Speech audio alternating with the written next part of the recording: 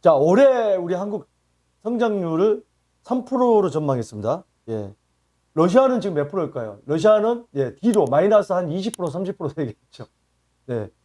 그 우스갯소리가 있죠. 그 보면은 푸틴이 있고 푸틴의 비서격이라 할까요? 아주 그 참모, 충성하는 참모가 푸틴이 참모한테 물어봤대요. 도대체 몇 명이 죽어야 전쟁이 끝날 것 같나? 그랬더니 참모가 하는 얘기가 예, 한 명만 죽으면 됩니다. 그 한 명이 누구일지. 아, 푸틴이 요즘에 뭐 치맥기가 있다, 뭐가 있다 해서 그걸 알아들을지 모르겠지만 그 한 명이 누군지 아직 제가 볼 때는 알아듣지 못한 것 같습니다. 이런 정도의 개그는 좀 괜찮나요? 2030 세대들이 볼 때. 예. 이 대내의 악조건에서도 안정적인 편이죠. 하지만 가계부채가 취약하다. 이게 이제 IMF에서 계속해서 이 경고를 하고 있는데, 그래서 이 주택담보대출을 계속해서 우리나라는 강화해 왔습니다. LTV를. 거기에다가 이 DSR, 바로 이 DSR이 DTI가 이제 내 소득 대비해서 갚을 수 있는 능력이 DTI고, DSR은 내 소득 대비해서 갚을 수 있는 주택담보 비율뿐만이 아니고 모든 차량 할부라든지 신용대출이라든지 이걸 보는 게 DSR인데, 이 DSR을 보면서 대출이 실제적으로 보면은 굉장히 적게 나오는데 이거 지금 적용을 계속해서 해오고 있기 때문에 우리나라는 그래도 부동산 시장이 좀 안 좋아져도 큰 문제가 없지 않나 하는 게 이 문제인데, 가계부채가 많다. 그 표를 조금 이따 보겠습니다. 자, 가계부채가 GDP 대비해서, 그러니까 우리가 총생산 매출, 그러니까 우리가 사업하는 사람 매출 있죠. 우리나라를 큰 사업을 어떤 하는 회사라고 본다고 한다면 그게 이제 GDP가 매출인 거죠. 그러니까 우리나라의 매출 대비해서 가계부채가 65에서 80%를 초과했다. 요게 이제 가늠이 안 올 텐데 요 비율에 대해서 한번 보도록 하겠습니다. 성장 저하가 되고 위기 발생 가능성이 있다고 지금 계속해서 얘기를 하는 거죠. 중요한 것은 주요 OECD 주요 국가 대비해서 빠르게 이게 증가하고 있다. 가계부채가. 이게 금융 불균형이 심화되고 국제 신인도가 신뢰도가 저하되는 것을 우려할 수 있다. 예. 자, 여기 보면은 GDP 대비해서 가계부채 비중이 2016년 말에 우리나라 87.3이었는데 작년 6월 여름 기준으로 104%까지 올라왔다. 이게 이제 일본이나 프랑스나 독일이나 뭐 이런 나라들은 50%대인데 우리는 80%에서 100%고 이런 나라는 60%대를 유지하고 있다. 영국이 2016년 만에 우리나라랑 비슷했는데 영국은 가계부채가 증가하지 않았는데 얼마? 우리나라는 많이 증가했다. 미국 같은 경우도 가계부채가 70%로 70%대로 뭐 한 5년 전이나 지금이나 비슷한데 우리나라만 주요 OECD 이 국가들 대비해서 우리나라보다 다 잘 사는 나라들이네요. 예. 잘 사는 나라들에 대비해서는 더 가계부채가 더 많아질 수 있는 게 그건 당연한 거죠. 어떻게 보면. 이거 뭐 좀 비교를 우리나라랑 비슷한 나라랑 비교를 해야 되는데 어찌됐든 못 사는 사람이 잘 사는 사람하고 비교를 하면 그것도 그렇죠. 예. 옆집에 100억짜리 집에 사는데 우리는 뭐 한 5억짜리는 아니더라도 한 50억짜리 집에 사는데 100억짜리 집에 사는 사람들이 저기는 뭐 빚이 거의 안 늘었다는데 우리만 왜 이렇게 빚이 많이 느는 거야. 예. 우리 집이 못 사니까 더 늘 수밖에 없죠. 그렇긴 한데 그럼에도 불구하고 좀 과한 감이 있다라는 게 지금 IMF에서 계속해서 경고를 하고 있습니다. 예. 주의를 주고 있죠. 자, 주택담보대출 평균 금리 추이. 지금 3.88%인데 계속해서 2020년 8월 달에 2%대던 게 2021년 작년 10월에 3%대로 진입을 해서 3.88까지 올해 2월. 평균입니다, 평균. 자, 그런데 이 신한은행이 주택담보대출이 많이 올라서 4%대에서 5%대까지. 하나국민도요. 5% 후반대까지 하나는. 우리는 6%대까지. 그러니까 신용도가 안 좋은 사람들은 6%대 진입을 한 겁니다. 네. 지금 미국 금리 인상을 한 번 했는데, 미국이 금리 인상을 한 번 했는데, 우리나라는 지금 세 차례 했죠, 작년부터. 이제 두 번, 세 번, 네 번 하게 되면, 우리도 어쩔 수 없이 올려야 되는 상황이 되면, 네. 이게 이제 7%대까지 올해 갈 가능성이 크다고 이제 보는 거죠. 그렇기 때문에. 네. 자, 7%대까지 갔을 때 이자가 얼마 정도 내는지.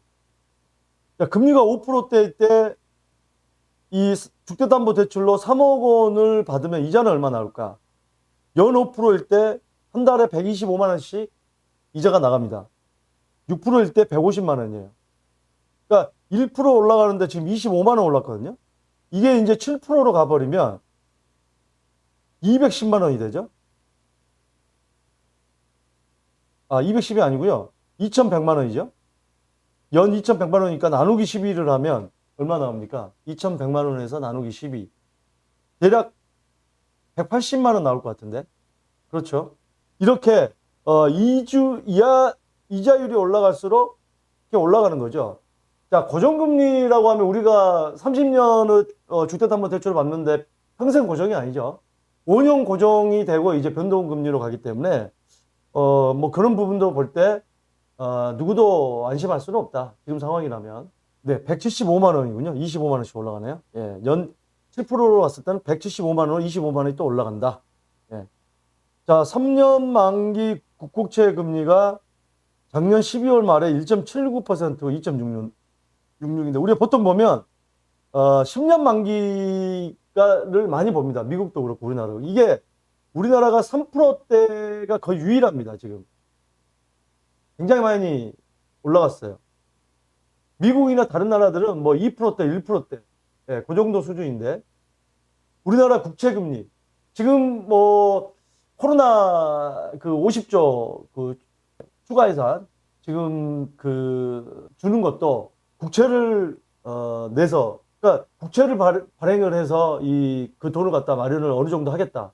지금 예산 가지고는 다 안 되기 때문에 보통 이제 한 절반 정도는 예산 중에서 가져올 수가 있고 나머지는 이제 국채 발행을 해야 된다. 이런 얘기들이 나오는데 자, 문제는 이거죠.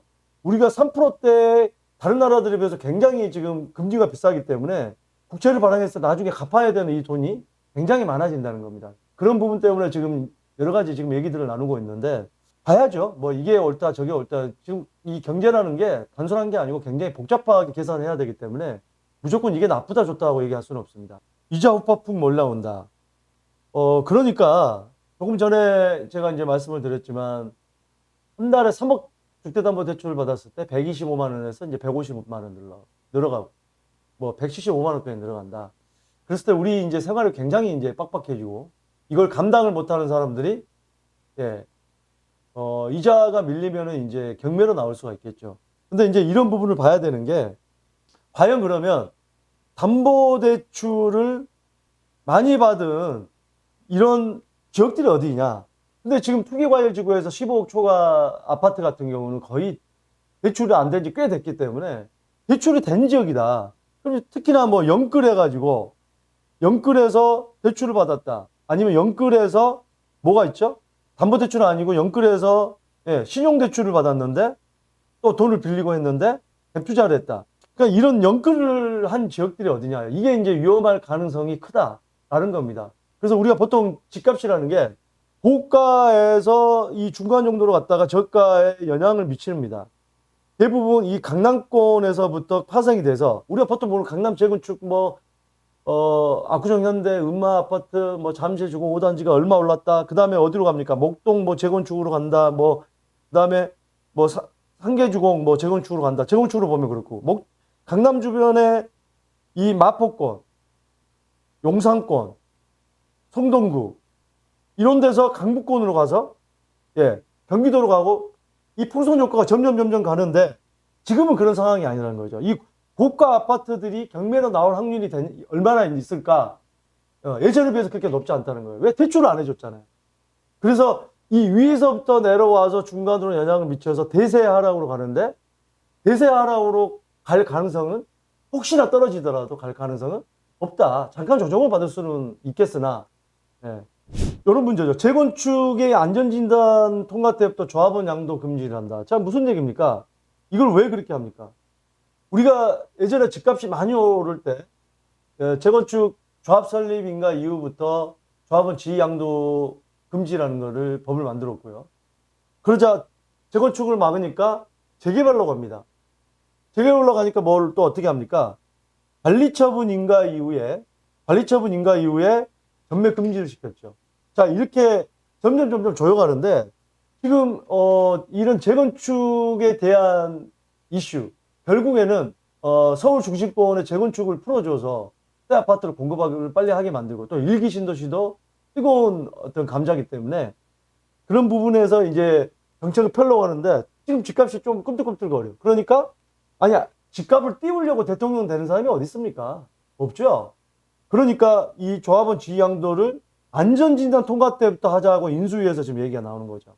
사실은 서울시 오세훈 서울시장이 되고 나서 어떤 이런 재건축의 기대감 때문에 압구정 현대 아파트부터 시작해서 목동 아파트가 가격이 엄청나게 오르니까 바로 뭘 했습니까? 토지거래 허가 구역이라는 걸 만들어서 우리 아파트를 살 때도 대지 지분이 있죠.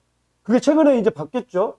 원래 18제곱미터였습니다. 대지 지분이. 그러면은 6평이 좀 안 되는 그 지분만 가지고 있어도 그게 이제 그러니까 원룸이나 이런 작은 아파트들 뭐 그런 대지 지분이 작은 거 어디가 있죠? 뭐 여기 강남권을 보면 삼성동의 현대리스테이트 이런 12평, 10평짜리들 예, 대지 지분이 예, 18제곱미터가 안 됩니다.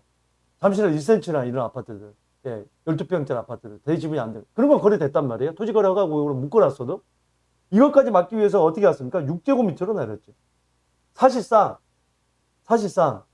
거의 웬만한 예, 주택은 다 토지거래 허가구역으로 허가를 맡아야 된다. 허가를 맡아야 된다는 건 뭡니까? 내가 사고 나서 갭투자가 안 된다는 얘기거든요. 전세 낀 매물은 못 사요. 왜? 3개월 이내에 바로 실거주를 해야 되거든요. 근데 오세훈 서울시장이 들어서고 나서 꿈틀거려서 압구정과 바로 목동 이 재건축 단지를 토지거래 허가 구역으로 묶었는데 글쎄요. 토지거래 허가 구역만 가지고 왜 안 되냐? 그럼 조합설립 인가가 아직 나지 않은 이런 아파트들은 엄청나게 올라갈 수 있거든요. 그게 바로 음마 아파트 같은 경우나 아직 조합설립 인가도 안 됐죠. 그런 아파트들은 엄청나게 꿈틀댈 수 있기 때문에 아예 안전진단 통과 때부터 잡아두자 이런 얘기입니다. 뭐 그래도 그렇다고 뭐 거래가 안 되거나 가격이 뭐 그렇게 올라가지 않겠습니까? 뭐 어떤 기대감 때문에 예, 아주 초기 단계부터 거래가 될 수 있죠. 그러면 어떻게, 이렇게 된다고 한다면, 안전진단을 통과하기 전 단계인 아파트들이 가격이 뛸 확률이 높습니다. 그런 아파트들을 가지고 있거나, 그런 아파트들의 입지가 좋거나 사업성이 좋은 그런 아파트들의 재건축을 바라보는 단지들은 매수해도 나쁘지 않다는 예, 그런 어떤, 예측을 할 수가 있겠죠. 자, 오늘 내용을 좀 정리를 해보자면, 주택담보대출 금리, 예, 계속해서 올라갈 듯 하다. 그럴 수밖에 없는 지금 환경에 있다. 라는 거고, 그렇게 됐을 때, 과연 그러면 주택시장이 또 폭락을 하느냐? 그건 아니고, 조정을 좀 받을 수 있는 그 영끌에서 주택담보대출을 많이 받은, 고가 아파트보다는 중저가 아파트들 그런 확률이 오히려 높다. 하지만 이 중저가 아파트들이 그렇게 여러 가지 안 좋은 상황이 온다고 해도 경매 나온다고 해도 크게 휘둘리는 문제는 아니다.